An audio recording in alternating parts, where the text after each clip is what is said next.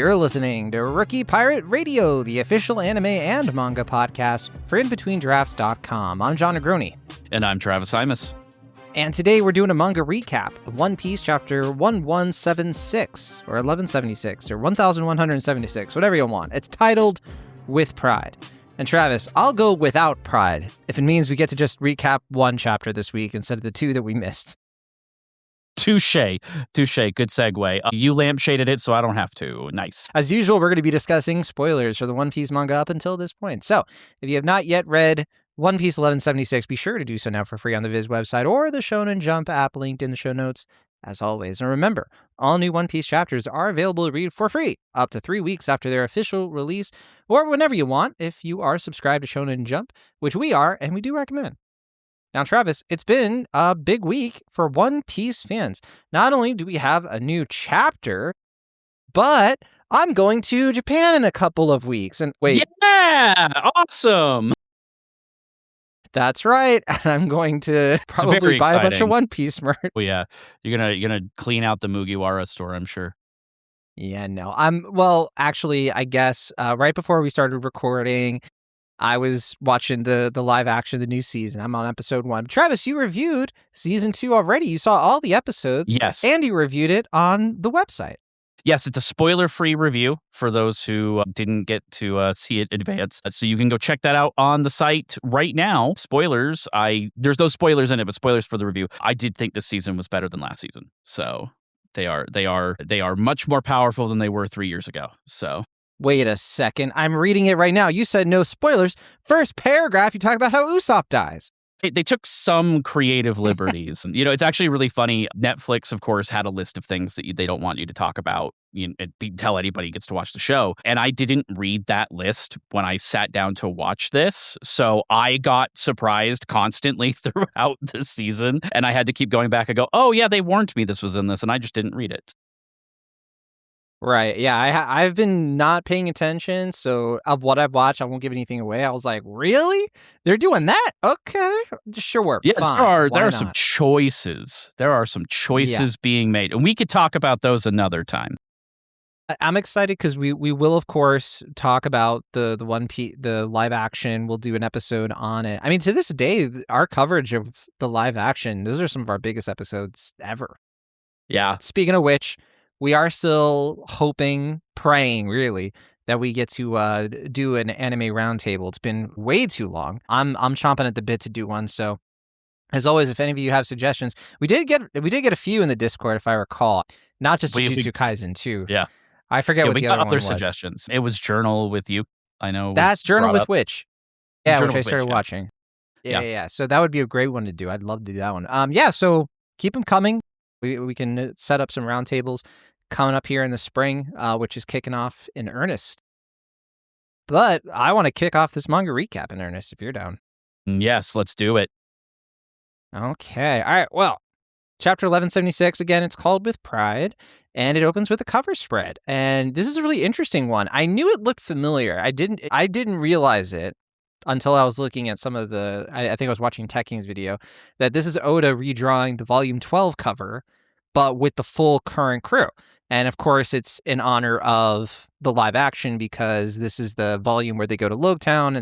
Or going into the Grand Line. So, yeah, it's a nice little nod to live action here. I love to see it. Did you see that the actual live action cast also recreated the cover? Yeah, and they use it in some of the marketing. I saw it. Yeah. I saw it on Instagram. They've been doing great marketing on Instagram. Yeah, Just really keeping the buzz. Yeah. But there you go. Yeah, you can see the Thousand Sunny, of course, here instead of the Going Merry, and then you just see the whole crew. It's super fun. But anyway, on to the actual chapter. We start with Lilith, and so Lilith pulls out something that she's calling an Omni Drain Converter, or ODC, from Vegapunk's little box of tricks. So, by the way, shout out to the show, remembering that Vegapunk's stuff is just still here. It did feel a little bit like they forgot about Franky, but no, they're here. And Lilith is looking at Franky and kind of makes reference to the fact that he's, a cyborg in a pacifista kind of body. And she's kind of like, hey, so, instead of running on cola, maybe you could run on something a little bit more powerful. But before we get to the super cola thing, we do see that she uses like this heat energy, or she like gets rid of all the heat energy, kind of like a vacuum from like this burning library in the school. So we didn't talk about the last chapter, but basically Zeus was trying to put out the flames before, but he gets eaten up. Or actually, no, that happened in this chapter. This is this chapter, yeah. Yeah. So never mind. But yes, so there's like a false attempt to like put out the flames in the library. It doesn't work with Zeus because he gets eaten by one of the nightmare monsters. I think the heat from last chapter was Jinbe discovering fire for the first time ever. Yes. Like, wait a second. Fire beats thorns. But no, it freezes all the buildings solid. And yeah, Lilith turns the kind of the super Vega Cola, she's calling it, into a new power source for Franky. So he gets like a huge upgrade in this chapter. And then, yeah, the school sequence I was just talking about.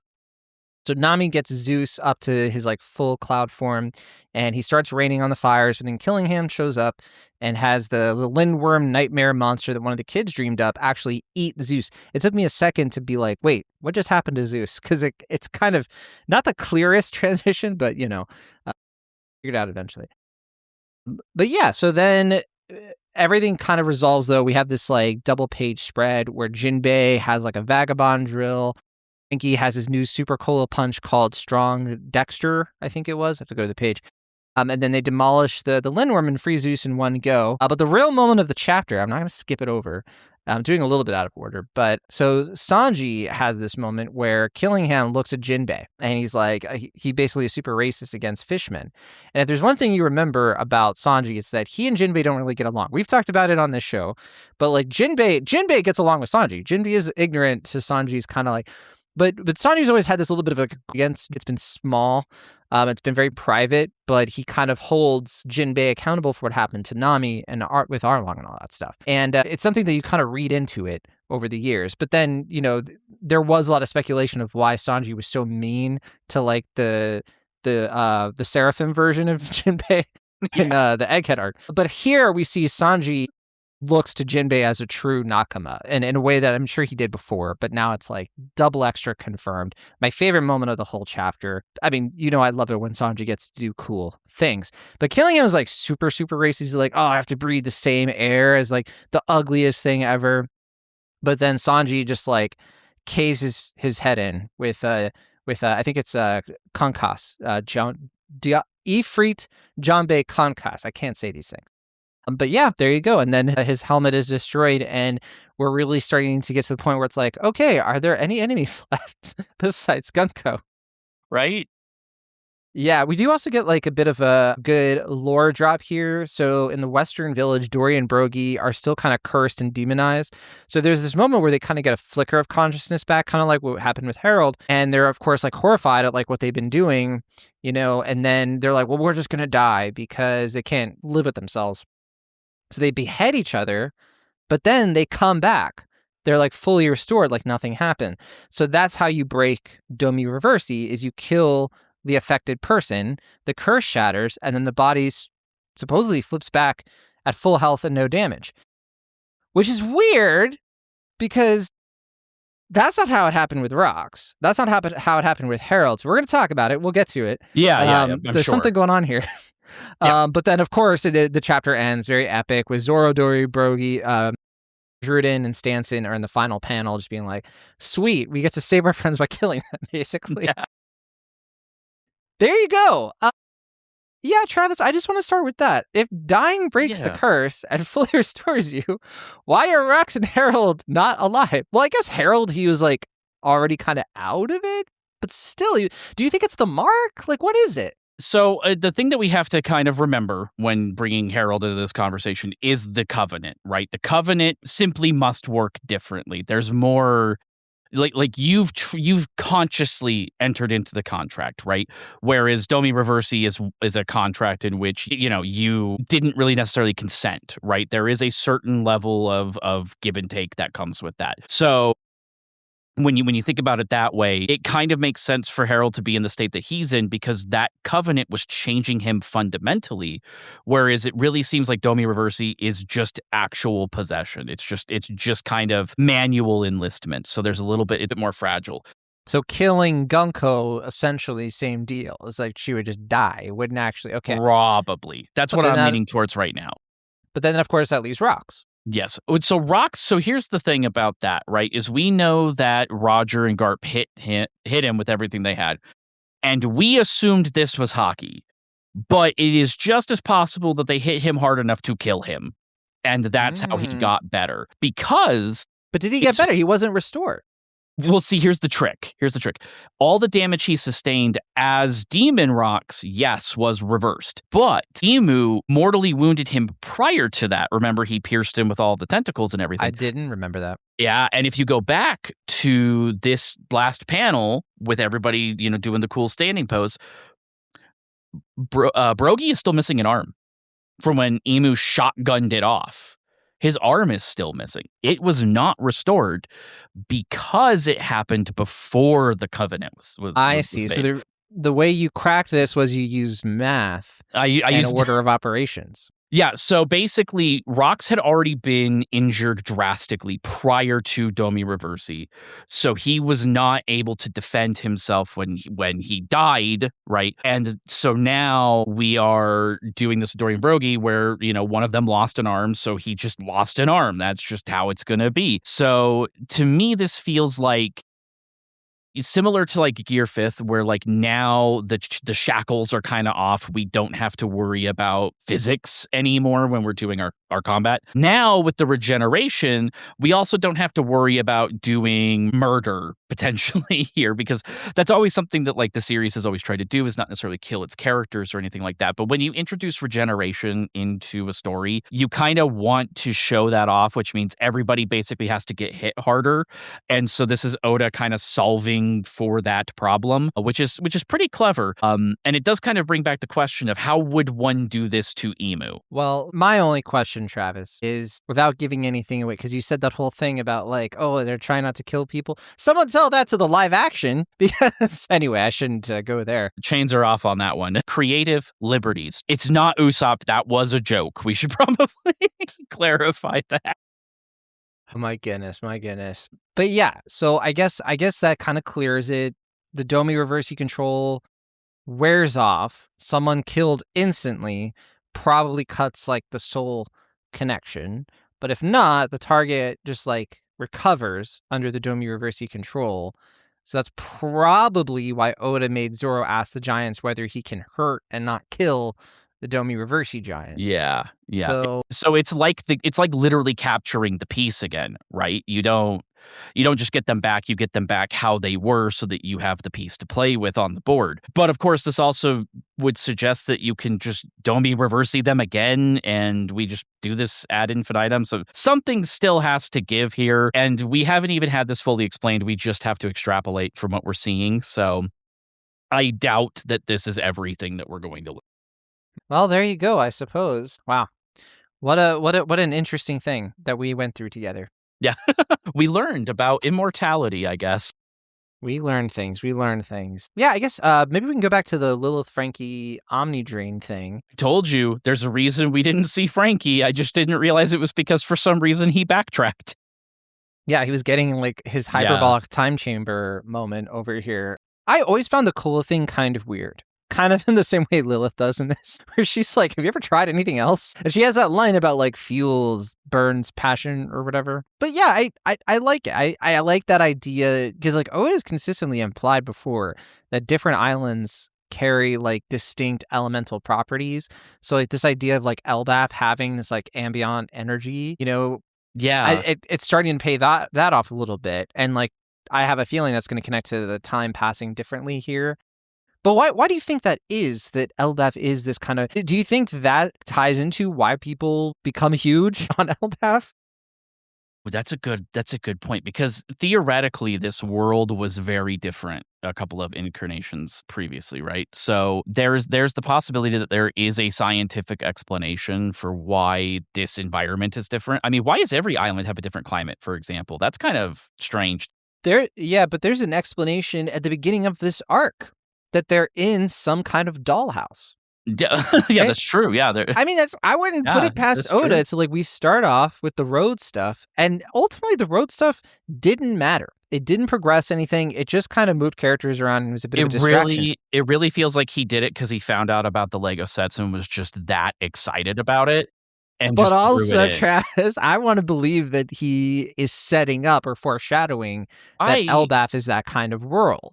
Yeah, that's actually a really cool idea that there's something because we've had the time dilation theory, we've had some other theories. There could be something fundamentally, maybe even cosmically different about this island. Like that's why it's one of the main islands of the giants. That's why the energy is different. It could be that it's a lingering effect of the Nidhöggr itself, right? Like maybe the last time it had a wielder, this god of war character, maybe they actually changed the environment. We've seen devil fruit powers be able to do that before.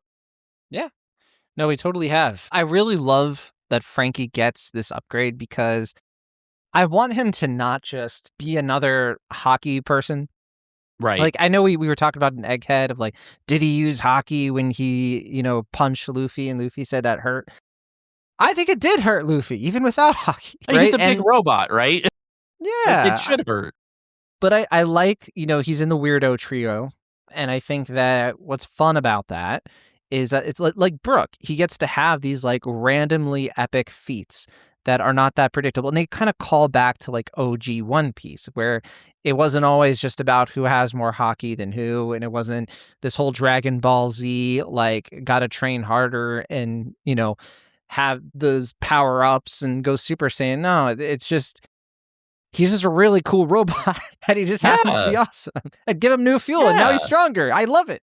There was this whole thing about everybody was convinced that Egghead was going to be like Franky's arc. And I think what we keep doing is we keep trying to reverse engineer Whole Cake Island for every single Straw Hat member.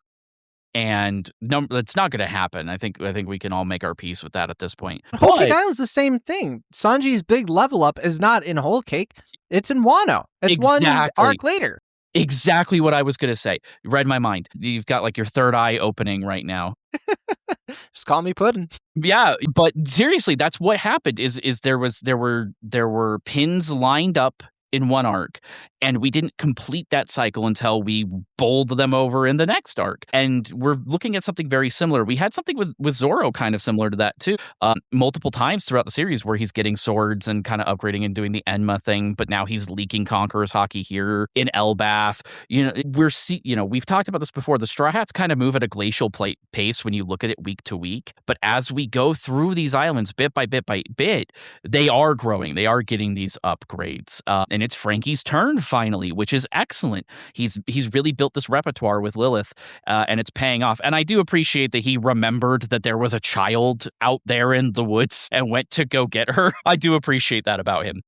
Which, by the way, those of you who are like, wow, that bowling metaphor was very specific.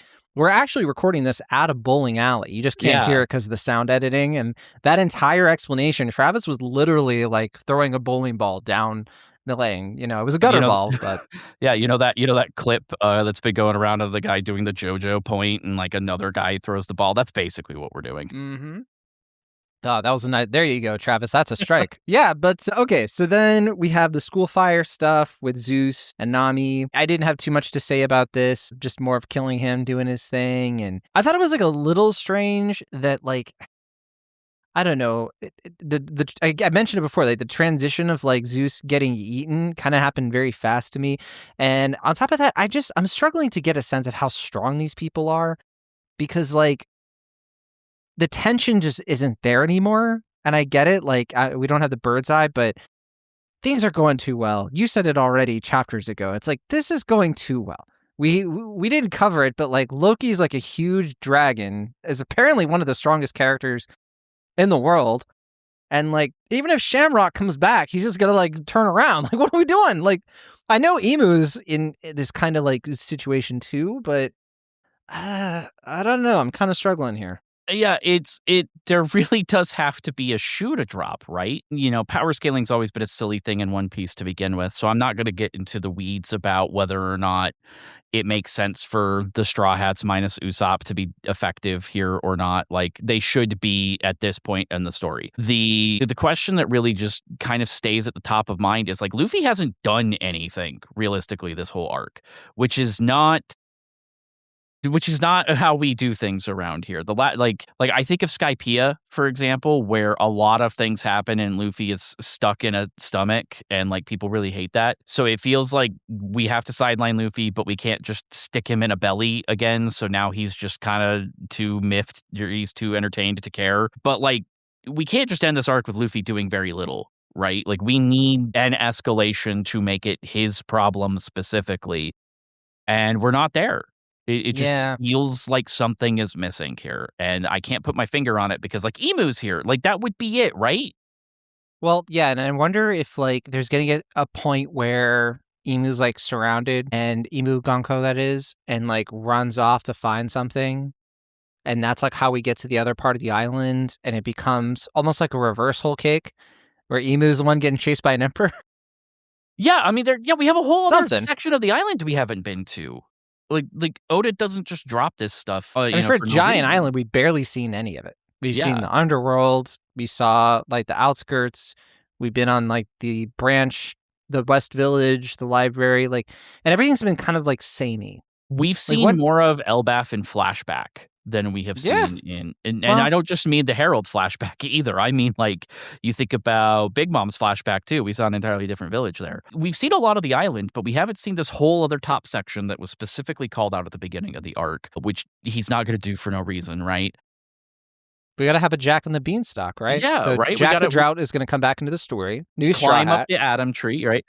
But, like, we have to do some sort of, like, literal escalation, right, to reach that next point. Some people have theorized that Emu's reaction to the Nidhöggr is a little different than the reaction to things like Joy Boy's hockey back on Egghead, right? He's not necessarily miffed about it. He's more, "Well, here you are," which actually it's kinda, weird that he's surprised about that, because it makes you wonder why he wanted Elbaf in the first place. But, if the key to undoing Domi Reverse is you have to kill someone, Loki is already pretty hard to kill.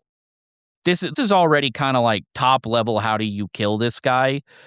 And, if Emu were to somehow gain control of Nidhöggr through like reversing Loki and we can't undo that, that's a pretty sizable escalation. I don't know how that really translates to escalating the arc because then we have to resolve that conflict, but it does kind of give us a way for this to go south, even if we kind of win. If that like a reverse of Egghead where like, we win by getting away, this time we win by basically taking victory, but they got away with something. I don't know. I'm grasping at straws at this point, but something is missing here. I just don't know what it is. Well, yeah, because that's the weird thing is like if I still don't get how Emu's able to Domi Reverse anybody. I know like one of the theories that we put out there was maybe it's if somebody's like a king and they have the covenant, then their subjects become like Domi reversible. But then the thing that's weird about that is like, how does Emu do it? Like what needs to happen for Emu? Because it doesn't seem like Emu can do it perfectly or remotely all the time. Because otherwise, why wouldn't he have just done it with what's his face with Loki when he was fighting Harold? Is it because Emu couldn't see what was happening, or like does there have to be a field of vision? Like yeah. Emu, what is well, we've seen Emu do it. They have been there to some capacity or another. Whereas again, Harold was not necessarily being fully controlled. His core was being warped, right? So that's like again, Covenant versus Domi Reverse, different kind of things. There is really that sense of consent that I feel like is important. Like there's a difference between people who willingly submit to Emu's power and those who don't. So there's that as a factor. But it really just seems strange that any of this is happening now when you consider the Herald flashback. Like it's just a problem of convenience in a weird way that all this time Emu didn't want to send anybody because they'll just die, and they've just let Elbaf sit and kind of hang out. And just because there's the potential of recruiting Loki was out at sea for so long. It's very, very weird. All of this is very, very weird. And on that note, we still don't know why Shanks brought him back. brought him back? Yeah, when Shanks went out and captured Loki and brought him back to Elbaf. Oh, yeah, yeah. Why did That's that still happen? missing. Why? Yeah, and that could play into I mean, if he's susceptible to something, or they had to like lock him up to keep him away from Emu because of the worry there, because he's the Nidhöggr. That could be part of it too. That they like maybe Loki and Shanks had a disagreement where Loki's like, I'm gonna go kick Emu's butt, like in SpongeBob. And Shanks is like, you can't do that. You're the Nidhöggr, and like you're gonna, you can't let Emu find you, bro. And he's like, no, you're wrong, Shanks. And then Shanks locks him up and like lets everybody believe we got to keep him locked up. Yada yada. That's plausible. Yeah. Yeah, I think that there's how much does Shanks know is the answer to that question really does seem to be a lot. So yeah, I think it's on the table. I mean, Loki that has me. You're right, and that has me thinking. You know what? I feel like first of all, this could be the arc where we see what Emu looks like, because I wonder if we're going to get a little bit of how that ties into what the Nidhöggr is. Like we've gotten the Harley lore dump, we've gotten all this foreshadowing around like what the world was like. There's something being set up, and we need something like big. Like some kind of like, oh man, like really change everything, push everything to make this arc worth it. And so I wonder maybe that's going to be one of the things. Yeah, it's kind of a rule of threes thing, right? We've had a couple of big revelations now about what the world was like between the Harley text itself and this God of War conversation with the Nidhöggr. It does kind of feel like there's maybe like one more little thing we could slide in here to just blow us all away. Maybe it's a hint. Another little teeny tiny hint about Laughtail in the One Piece. I don't know. It would make sense. It makes sense. Because now that I think about it, right, like it hasn't been that many arcs since Emu was first revealed, right? Because Emu was first revealed during like Reverie, right? Reverie, right before Wano. So Wano, first time we get any hint of who Emu is. Egghead, and now Elbaf. So the third time. Yeah. Rule of threes. Yeah, and we've learned a lot, strangely enough. Like we had that wonderful Charlie Kelly style conspiracy board with podcaster Ivankov, and that was great. But it just feels like we're missing so much. I know Killingham is also technically like immortal or whatever. So there still needs to be like how they deal with that. But I don't know. I have a feeling that they're going to be able to just like contain him without having to like worry, He doesn't seem that strong to me, but I guess we'll see. The only other thing to bring up, well, I mean, I mentioned Sanji sticking up for Jinbe. I assume you had a similar, kind of moment. Yeah, it's nice. Sanji's had a couple of chips on his shoulder regarding Jinbe, not just the Fishman Island stuff where he didn't want to forgive Jinbe even though Nami did. There's also just the reality that his ranking went down just by narrative. Yeah. He's always been a little picky about this, but it is a great reminder that the relationships between the Straw Hats are more than just like a surface level, oh, power of friendship, oh, we're found family. Like they have different dynamics because they're different people, and that's what makes them more convincing as this kind of like found family aspect. Like Sanji and Zoro have been at odds the entire series, right? But if this were Zoro and someone was being racist or whatever towards Zoro, Sanji would have the same reaction because it's like, no, you don't get to make fun of his hair. I get to make fun of his hair. I earned that right. You don't get that right. Kind of thing. They care that much. It's just because of the dynamic between those two characters or between Sanji and Jinbe, it manifests a little bit differently. So when that armor cracks a little bit and it lets through that reminder that like, hey, this is family, that's a really good moment. It's not necessarily like a big character shift or anything like that. I know some people are like, oh, he's finally accepted Jinbe. That's already done. It's just that's their dynamic because there's baggage there. Sometimes it's like that with family. I'm seeing a couple people here saying that they want to buy this issue for Jump. I'm assuming for the cover spread. Good idea. Yeah, that's good. It'd be cool if there was a volume cover that had that as well. But Indigo Pegasus said, finally, things are going our way. They've been going our way for like weeks now. Yeah, I'm scared. Mr. Churro said, finally, Franky gets an upgrade. Love to see it. Renning was asking about like the stuff we already talked about, the Domi Reverse. That's been cleared up, I think. Obara9 said, Usopp, you got to do something or it's killing me. Next arc, apparently. That's the new rule. Next arc, Usopp's gonna have Mjolnir, and that's gonna be the new Usopp hammer. How about that? I mean, yeah, maybe after. Oh, okay, here we go. Okay, we got the wheels are turning here, right? Ragnar. We have So if say the cranks are right and Emu captures the Nidhöggr via Domi Reverse, and we can't break Loki of it because he's too big to kill. Ragnir's not Domi Reverse. Ragnir is just Ragnir, right? So, like, like Usopp that. is a friend to the animals. You know what I mean? Like, that would be Give interesting. Usopp a hammer. How amazing would that be? That would rule. If Usopp finds it and it's like, you have to be a brave warrior of the sea to use me. And Usopp's like, I'm not. But then the plot is like, you are now, kid. Yeah, like Ragnir makes a value judgment, right? And that's been the thing protecting the fruit. Well, number one, if the fruit is separated, that's a separate thing. But if this is a value judgment, it's Ragnir seeing Usopp's potential, not necessarily Usopp's current state. And for what it's worth, Usopp has grown quite a bit. It's just he's so overwhelmed by achieving this part of his dream that it really does seem to be messing with his ability to do anything. It's pretty wild. But now that you've said that, now that you've mentioned that we still technically need to give Usopp like a 5-ton hammer, a squirrel that can do it for him sure sounds like a way around that. How amazing would that be? That Also, would be you wild. all of course didn't see this, and I'm going to edit out the sound, but Travis just bowled a nice strike. That was a good one. Peak form. Speaking of peak, Black Knight Halberd 42 said, peak male friendship is beheading each other to escape demonic possession. You know what, Travis? I agree. If you and I need to escape demonic possession, I'll behead you too. Yeah, we'll go out together. Honestly, I feel like maybe we stay demonically possessed. That might actually be more fun. Could be I don't know cool. if we need to change it. You get wings. Yeah, I want to fly. Heroes Who Anime said, so much has happened in this chapter alone. Franky gets a power-up thanks to Lilith with a new move. Dexter reminds me of Dexter's laboratory using science for attacks. Hey, yeah, that's true. Sanji nailing killing him in the same manner that Sai and Leo did with Charlos during Reverie. Oh, yeah, that's a good connection. The library is saved and Dory and Brogy are back. Also, in just 2 days, season 2 of live-action One Piece starts. Well, it already started because we're recording this on Wednesday. That's how time works.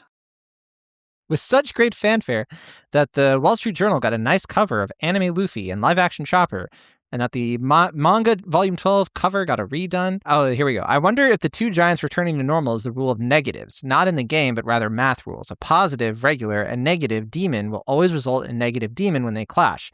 But if a negative demon clash with another negative, the result is positive back to normal. It couldn't happen to Rox because he was too OP and his family for any of them to kill him, and they were strongly under Emu's control to resist like the giants. And Rox was fighting Garp and Roger to not try fighting his family either. Get the demon giants to off each other, and they should go back to normal. I feel like that's overthinking it. I think it's overthinking it, but I like this idea of negatives and positives because that adds an interesting layer to the hockey conversation.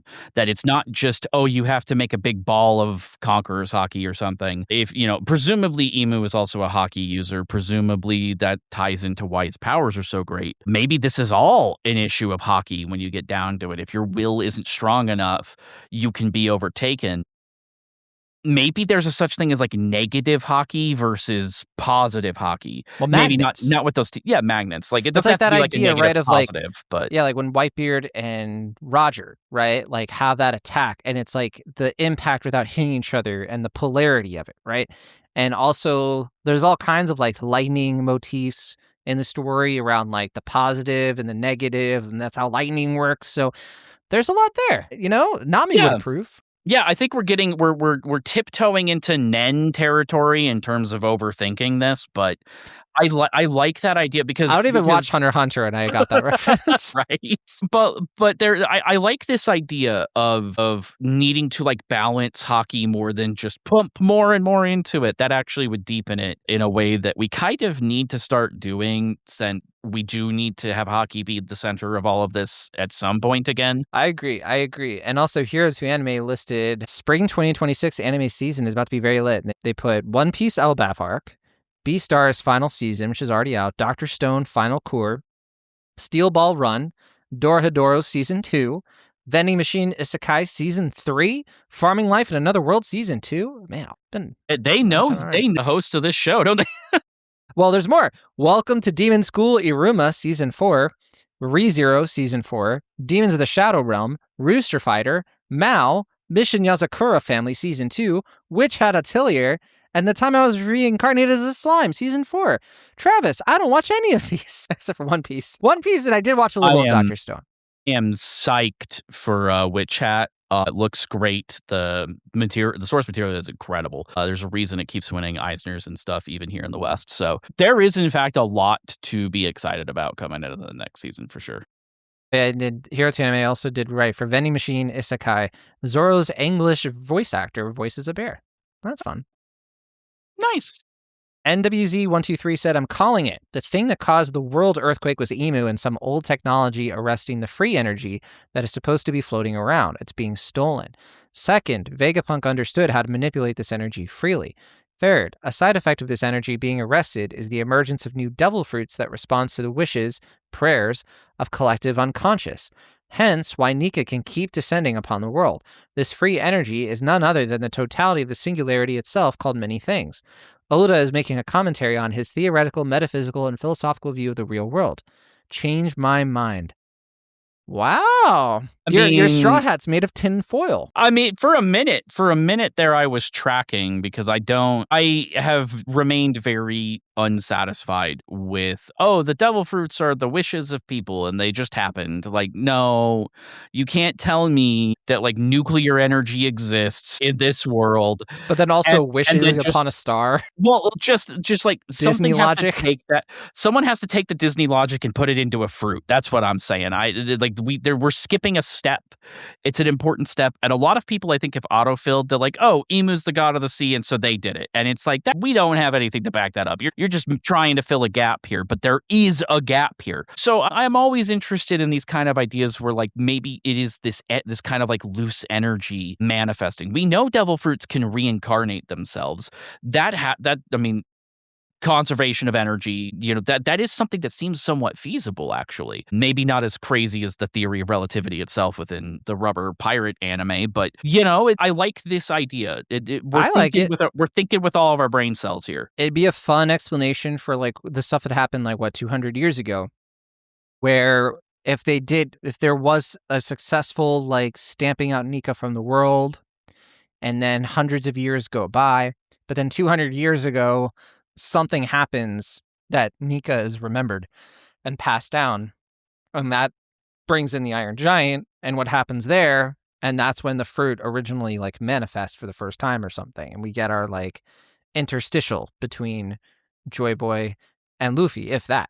So I think it's cool, the idea of some kind of ambient energy, and it fits the theme of the story. It fits it fits a lot of things. Yeah, it's I think this is the kind of thing that should not be discounted for sure. Like some of it does feel a little tinfoil hatty, like we're just extrapolating. But I like this line of thinking that it comes from Vegapunk, so it must be true in terms of this energy is a thing and they understand it. So we can use this as a focal point for future theories. My old boy said, this was a great chapter. Straw Hat's getting some love they haven't had for a long time. Everyone now has had an Elbaf moment, except a certain sniper. I think that's a good point in the sense that we have seen a lot of fun Straw Hat feats. It hasn't been that isolated compared to maybe Egghead, because I do feel like Egghead was a little bit so focused on Kuma, Bonnie, the Vega. There was a lot going on, and a lot of the cool Straw Hat stuff that happened was off screen. Apparently Robin did some awesome cool stuff. You'll never see it. Not even the anime got to show us. So yeah, I mean that's a fair point. We've seen cool stuff from everybody. Almost. Yeah. It's like Wano had a lot of that too, but it was so long and so drawn out in certain spots that it didn't feel like the Straw Hats were doing much for that arc, and this has compressed that quite a bit. Snicker Snack said, thought Killingham would be a fishman or part fishman, but he might be a different race, I guess. Great to see a power-up for Franky, and I look forward to see his laser beam after this. Yeah, same. Also, the possible power-up for the Sunny as well. Yeah, I mean, imagine the coup de burst with Super Vega Cola. Yeah, that's getting you to Marie-Joie. The Gao cannon is just a railgun now. Like a Gauss rifle. Beautiful little garden nostalgia for Dorian Brogy. At least the solution is simple enough to break Domi Reverse and doesn't necessarily need hockey. Zoro could just slash through all of them too. I'm glad of what Sanji said about recognizing Jinbe. Even though we focus on the monster trio who kept on growing in battle, Jinbe is a former Shichibukai who fought a draw with Ace, who Luffy never did beat, and is on par with Mihawk, who Zoro has yet to beat, and with Doflamingo, who nearly beat Sanji. I don't think he's on par with Mihawk, I think he is on par with Doflamingo. I think that's right. Mihawk, I think, is like Yonko level, right? I think Jinbei's YC3 plus ish. Yeah, I think with Mihawk, you have to keep in mind that he used to regularly spar with Shanks, and that was both arm Shanks. So, if we got to do the scaling, He loves that nickname. Yeah, Tell him. good old both arm Shanks. Let me Good tell old you, both arms. that definitely won't come back to haunt him. Look at that. Travis used both arms to just bowl that strike. Nice job. I mean, I feel like YC3 is pretty fair. I feel like Jinbei, like, he couldn't beat Katakuri, but he could definitely, like, hang with him, skirmish with him for a while. I think he could probably beat, like, Smoothie. I think he could. Yeah. I think he could hang with Queen, maybe beat Queen, but it would be take all he's got. I think Sanji has the edge against Jinbei. That's me. That's me personally. I think that it would definitely be a pretty even fight. We haven't really seen Jinbei go up against an equal, I would say, in the fights that we've had with him so far. He's spent a lot, like he fought Who's Who, but I don't think anybody really thought that fight was not going to go his way. He's a fishman and he barely sweat. I mean, he was kind of like... Yeah, there's a reason that Oda decided that's where I'm going to actually start putting the Sun God subtext into text, because this is not... Jinbei's going to punch this racist in the face and we're going to be done here. So we have a little bit of breathing room to slide all of this in. And of course... all he did in Egghead was like carry some boxes. He was a freaking U-Haul, man. Yeah, like his opponent was his own back pain at that point, and then he was Zoro's compass at one point. So he could have beat Lucci. Challenge. I feel like he probably could have beat Lucci. I think he could go toes with Lucci for sure. I mean, really, Zoro was just playing with him. Let's be honest. So it's not like that's even a really good, like, oh, Lucci and Zoro at the same level. I mean, I don't think Lucci was at any of those people's level. They were just enjoying it. I just want to see Jinbei going up to Sanji and being like, hey, man, thank you. That was really nice of you. Like, very polite. And Sanji's like full tsundere, just like, oh, yeah, 100%. Oh, whatever. Yeah, I don't love you. Jinbei not realizing that Sanji has this chip on his shoulder about their relationship is the best part of it. Yeah, it's so great. A Blue Kuribo said, if the answer to Domi Reverse is simply taking them out, it makes Imu's power not as absolute as it seemed. It is a little too simple, though. I don't know. I think it's like simple in the right way. Because it's not easy to kill someone, like you said with like Loki. Yeah, it's still scales a certain point, but it is. I mean, we can't just have this be a thing, right? There has to be. We've been talking about it forever. Like, there has to be a way to beat the Holy Knights properly. There has to be a way to break this stuff, because the more complicated this gets, I mean, this isn't JoJo's. We can't just, reinvent the rules every single time we want to do a cool thing. That's what Gear 5th is for now. So it feels a little bit simple, but it's one of what seems to be a whole suite of powers that Imu has. So I don't think we beat Imu here, right? No. I know there's like this, even if they lose, I don't think this is like Luffy beats them and like the king of the world's been toppled and now it's time to go do Blackbeard stuff or whatever. Imu is going to remain a fixture for the rest of the series in some capacity. King Garland said, I'm not sure I like the solution to the Domi Reverse. It feels too simple. And with how Dory and Brogy were willing to sacrifice themselves, only to have that sacrifice be immediately undone leaves a bad taste in my mouth. First of all, you're only saying that because King Garland, I know who you are. You're Figurling Garland, and you're upset because the good guys. This didn't bother me just because this bothered me less than like the sacrifice with the kids thing. I feel like that was more built up. That was more kind of like, this is a moment, and then it completely ended. This, I feel like it didn't feel that out of nowhere. I need to back it up. Okay. A popular side character that Oda has a lot of affection for makes a sacrifice and it's almost immediately undone, and it turns out it didn't even bother them. It was barely an inconvenience. Yeah, that's One Piece. Like, what do you want me to say? Alla frickin' basta. Yeah, this is another Pell. Like, of course, death is barely an inconvenience. This isn't a new concept. Sure. I mean, I feel like if we were able to get through the scabbards and that whole thing. Yeah. Oh, the scabbards. I am still more surprised one of them did actually die. True. Than the rest of them lived. Yeah. Like, I am shocked more at that Oda could commit to killing two of them without some shenanigans. Part of it was he was like, well, this one's so associated with Whitebeard that it'll rub off a little bit. Yeah, right. Cypher But J it's said, I've always been curious and wondered why we don't know Buggy's lineage yet. Today answered that question. Someone used Toshi Toshi no Mi on Rocks after Domi Reverse Rocks was defeated. But Buggy is Rock. It'll never end, these theories. Yeah. I'm not complaining, though. Derpa Derper said, I love this chapter so much. Moved me to tears of joy for Franky. Soon as Lilith was like, you only use mere cola for fuel, I went mouth agape with glee.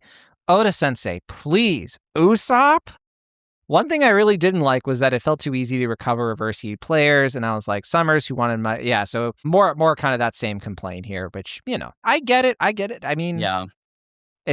We're not pulling they even mentioned like some of the people who kind of like troll hate One Piece, and I think it's totally fine to criticize. It is a little cheap. That's fine. It is. We talked about it earlier. It feels too easy, not just in this one detail, but like everything happening, to where we have to do the whole secret fourth good Sherlock episode and assume that there's a plot twist coming, and we're not just gonna clean up, right? We've just decided that has to be what it is because we don't want to accept that everything is going a little too well right now. That's what happens when the stakes are low. So if this had come at a much more pivotal, like emotional peak, we may have a little bit of a different reaction. So I get it. I get what people's issue is with that. Black Knight Halbert 42 said, it's a whole arc late, but Franky finally gets his Vegapunk upgrade. Hey, just like we were talking about. I'm not a physicist, but I feel like the ability to drain all the energy out of the environment would in itself be a more devastating weapon than anything the siphoned energy could then be used for. Lilith didn't have a proper voice in my head until now, but now she's Sandy from SpongeBob since those devices look like the wheels doors had on that show. I love it. Yes, from now on. That's great. Yeah. I'm into it. Amazing how villains like the Celestial Dragons broadcasting how evil and racist they were in the most ham-fisted way used to be considered unrealistic and badly written. Reality is truly dumber than fiction. That's a good point. Killingham hasn't had the whole idea of like comparing real life, the Celestial Dragons, like Oda's a prophet. Honestly, Killingham hasn't had the time to be as much of a bastard as Summers, but Sanji pancaking his head was still gratifying. Luckily for him, the helmet just broke. Otherwise, if I were in Sanji's place, I would have wrestled it off him. Have Jinbe just breathe in his face, then slam the helmet back on, so he'd have to fight with his head swimming in his own sick. Subtle but cool development for Sanji. Just grab his head and be like, Jinbe, just hock a loogie right in his face. Right. Let's go. He's like, oh, sure, if you think it'll help. Subtle but cool development for Sanji to take offense at Jinbe being insulted after Sanji hated Jinbe's guts for his history with Arlong and Nami. I don't mind how Domi Reverse is undone. Makes sense the mass-produced demons wouldn't be as unkillable as the chosen 13 knights. No Luffy and Bonnie flipping them back a la the actual Reverse game, but now others have a fighting chance. I think this means Dory and Brogy's on-hold duel is over since they've both killed each other. Brogy's hand is still gone. Otherwise, I know some giants would deliberately get flipped and killed to restore themselves, LOL. I am more certain every chapter we're getting Reverse Loki, since the way to turn him back would be kicking his you-know-what. Worth noting, Rocks wasn't flipped when he was Domi Reversi'd, since Emu was holding him aloft, so he didn't get a new body. Probably had to do with why the damage from Roger/Garp stuck. So yeah, it looks like you and Black Knight Halbert are the same person, Travis. You figured me out. I mean, that really covers it. Yeah, yeah. I mean, we're still doing demonic science experiments, trying to understand all of this. But man, I sure hope we come back for break with like some sort of escalation, because we're wrapping this up, folks. I mean, set them up, knock them down. BSC343 said, so are we going to just ignore the skull with an eye patch on the cover page? Also, when exactly did Lilith become so familiar with Franky's body? I mean, skull with an eye patch, that's the live-action One Piece. That's part of their branding, isn't it? I think the original color spread actually also used that skull. Okay, yeah, I'd have to look at it, because, It's chapter 100? For volume 12? Yeah, because it's the legend Volume begins, 12. right? I want to say trying to roll back through One Piece chapters is like pulling teeth. I see like a crossbones, with an eye patch. Yeah, it's in the bottom left corner. Yeah, everyone, so I feel like that's been used before. Down. Calm down. Everybody has been on eye patch watch for I almost said eye patch wolf. Even in the live action, watch. There's a whole thing with like Luffy's eye burning out. It's like, oh gosh, here we go. Nobody tell O'Hara. Pikeman said, no. So no one has struck one of the demons with a fatal blow before now. Agreeing with those who feel that solution is too easy. I don't think so, because they didn't want to hurt their friends. That was the issue. How often do you think it's happened in the past 800 years? Probably sometimes, right? But yeah, I don't Right. know. But I mean, one of the things that's notable about the ages that we've seen the most in these flashbacks is that people are powerful. You know, the only reason that Rox, based on what we talked about, that Rox was able to be reversed was because Roger and Whitebeard were there.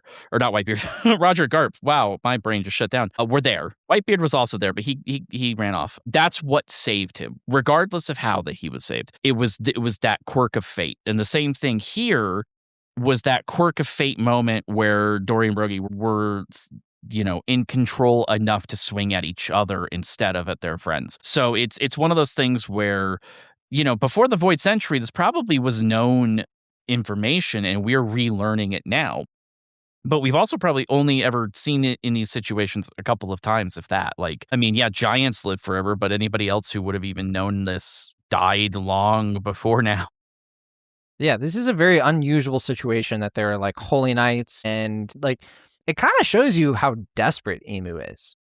They haven't really gone into that much of the why now of we really need these giants on our side when they've had these opportunities to bring them in. And Emu's been like, never again, like an ex-girlfriend or something. He's like, they're nothing but trouble, those giants, with Harold and all that stuff. And they never really wanted the giants on their side.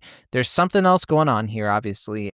Because if it was that easy to take control, he didn't, by the way, Emu didn't know that Nidhöggr was even here. Or if he did, he didn't know where. So, I don't know. There's still some missing pieces here. Xavier Price said, so basically you're telling Zoro to stop holding back? Oh, some blood is going to be spilt today. That is true. I'm looking forward to that. Yeah, somebody should have told the live action. Oh, gosh.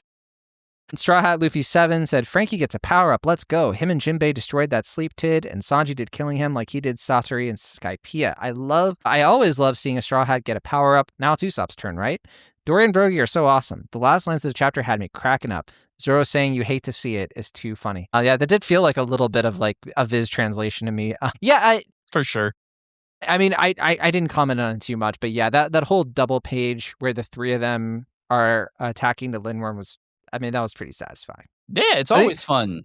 Always fun to see a trio seeing Jinbe attack. do something cool. Yeah, instead of lifting boxes. We haven't talked about what we think will happen next. I feel like the Gunko Brook thing will probably get some, what's going on there. I feel like we're due for that, right?